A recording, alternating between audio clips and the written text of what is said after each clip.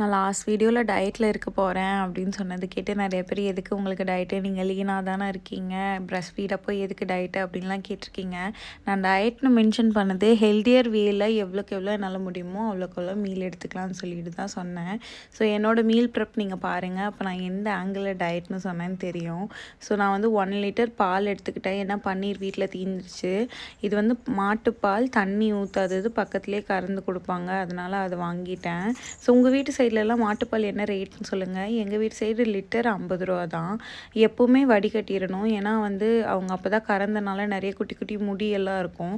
பால் நல்லா காஞ்சதுமே ஒரு கொதி வந்துடட்டும், அதுக்கப்புறம் கொஞ்சம் கொஞ்சமாக லெமன் ஜூஸ் இல்லைனா வினிகர் உங்கள் சாய்ஸ் தான் ஆட் பண்ணி, வினிகர்னால் தண்ணியில் மிக்ஸ் பண்ணி ஆட் பண்ணுங்கள். கொஞ்சம் கொஞ்சமாக ஆட் பண்ணும்போது ஃபைனலாக இப்படி வந்துடும். உங்களுக்கே தெரியும் மோஸ்ட்லி எல்லாம் தெரிஞ்சிருச்சான்னு. அதுக்கப்புறம் நல்லா வடிகட்டி 2-3 டைம்ஸ் நல்லா ஃப்ரெஷ் வாட்டரில் வாஷ் பண்ணிட்டா பன்னீர் ரெடி.